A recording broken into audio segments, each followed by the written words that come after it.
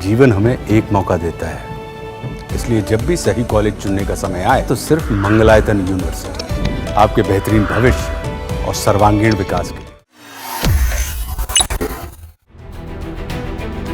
बिहार में होने वाले विधानसभा चुनाव 2025 से पहले मतदाता सूचियों के विशेष गहन पुनरीक्षण SIR को लेकर विपक्षी दल लगातार सवाल उठा रहे हैं। इसी बीच AIMIM के मुखिया असदुद्दीन ओवैसी चुनाव आयोग के ऑफिस पहुंचे और इस दौरान उन्होंने पत्रकार से बात करते हुए कहा कि वो SIR के खिलाफ नहीं है, लेकिन इस प्रक्रिया के लिए समय दिया जाना चाहिए। उन्होंने कहा अगर 15-20% लोग भी सूची से हट गए तो वो भी अपनी नागरिकता खो देंगे। हम विशेष गहन पुनरीक्षण यानी SIR के खिलाफ नहीं है, लेकिन समय दिया जाना चाहिए। आइए सुनते हैं उन्होंने और क्या कुछ कहा है। हमारे पार्टी के डेलीगेशन ने आज चीफ इलेक्शन कमिश्नर साहब से मुलाकात की।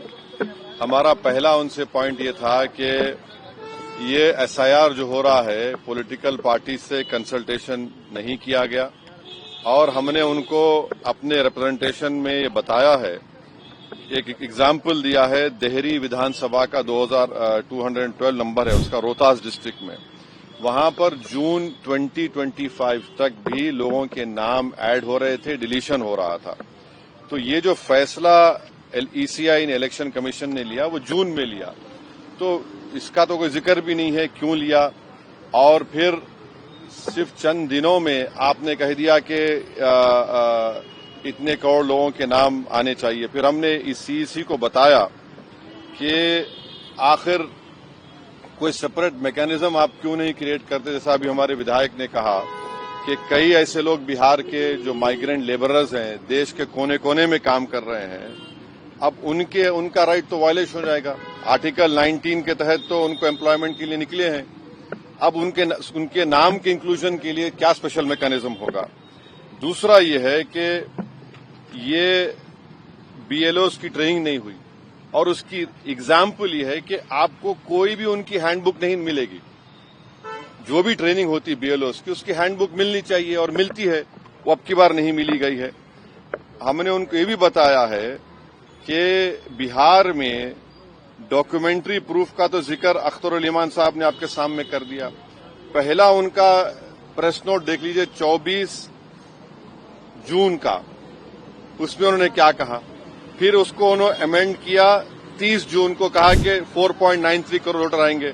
अब 6 जुलाई का नोटिफिकेशन देके कह रहे हैं कि आप नाम डाल दीजिए, डॉक्यूमेंट्स बाद में दीजिए। तो ये जो इस तरीके से इलेक्शन कमीशन जो एक्सरसाइज कर रहा है, ये हमारी नजर में it reeks of administrative mala fide, suffers from non application of mind. और हमने CEC साहब को कहा कि आप 2024 के जो इलेक्शन को उसको आप क्वालिफाइंग लिस्ट क्यों नहीं मानते। भाई 24 में तो हमने वोट दिया, अब 25 में आप कह रहे हैं कोई डॉक्यूमेंट दो। तो ये हमने उनसे पूछा और हमने उनको बताया कि आपने 2024 में वो जो वोट डालने दिया, आप 25 में डॉक्यूमेंट पूछ रहे हैं, तो ये तो 2 क्लास ऑफ वोटर्स आपने क्रिएट कर दिया, जो आर्टिकल 14 का वायलेशन है। आप कोई रीजनेबल जस्टिफिकेशन नहीं दे पा रहे हैं। और एक बात हमने उनके सामने कही कि ये जो भी एक्सरसाइज उन्होंने किया है इसका कोई लॉ से नहीं निकल रहा है, it is purely N administrative law के तहत किया, तो इसका भी मैलाफाइडे उसमें होता है। अगर कोई इलीगल माइग्रेंट्स है मान लीजिए, तो 2024 में उनको वोट डालने का इख्तियार क्यों दिया आपने?